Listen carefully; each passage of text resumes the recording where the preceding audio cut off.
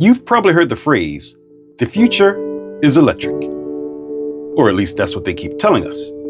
But if you hang around car meets or automotive forums, you'll notice something. A lot of car enthusiasts like me aren't exactly lining up to trade in their gas-powered rides for electric ones. And the failure of the all-new, all-electric Dodge Charger is a perfect example of this. This is a car that should have inherited tons of street cred from its predecessor, yet nobody's buying them. Dodge can't give these things away. And it's not because car enthusiasts hate the planet. It's because for them, a car isn't just transportation, it's an experience.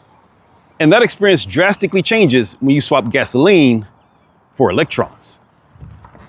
So what's the problem with electric cars? Well, first off, we have the sound, or lack thereof in the case of EVs. Ask any car guy what they love about their car, and chances are they'll talk about the sound, the deep rumble of a V8, the high-pitched scream of a naturally aspirated V12, or even the spool of a turbo, followed by the fluttering of the blow-off valve. That's a big part of the emotional connection.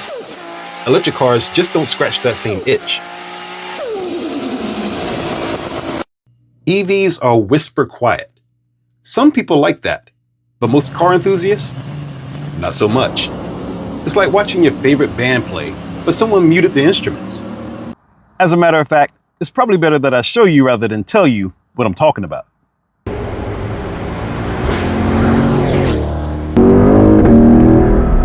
You hear that? No, that's not just noise. It's music. It's feedback. It tells you what the car is doing, how it's feeling. And those vibrations you feel coming from the engine, that too is all part of the experience. It all contributes to this incredibly intense atmosphere that we car enthusiasts call theater. It's not a bug, it's a feature.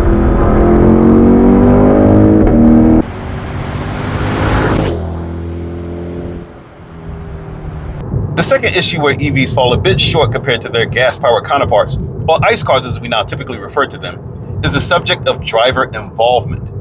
Driving an ICE car, especially one equipped with a manual transmission, makes you an even more integral part of the process.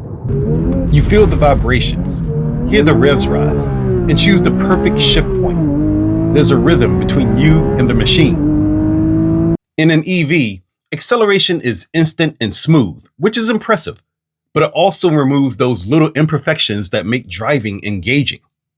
The car doesn't really ask anything of you, it simply does everything for you. You're just a passenger along for the ride, a spectator. For car enthusiasts, that's unacceptable. They don't want to be spectators. They don't do participation trophies. It's all about getting it wrong before eventually getting it right.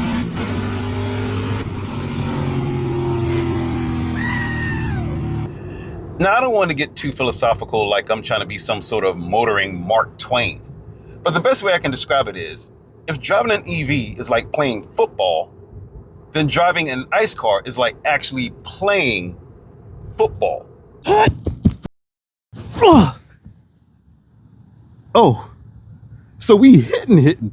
The third thing that ICE cars have in spades over their electric peers is their mechanical personality, which gives them a certain kind of charisma, if that makes sense.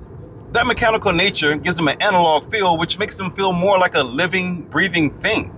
And each different type of car has its own unique quirks. How a carbureted engine breathes, how a turbo engine comes alive in the mid-range, how a lightweight sports car dances through the corners. EVs, they tend to deliver power in a similar way. Instant torque, single gear, very linear. That's great for efficiency, but it means the character of the drivetrain feels more uniform from one EV to another. They feel more cookie cutter. By contrast, ICE cars feel more unique and expressive. Finally, we get to my last issue, which is nostalgia and culture. For over a century, we've celebrated the internal combustion engine. From classic muscle cars to legendary race machines to even movies and pop culture, enthusiasts grew up with posters of gas-powered icons on their walls. That nostalgia is hard to replace, and EVs, though they're technologically impressive, haven't had decades to build that same culture and emotional legacy. You can't replace nostalgia overnight.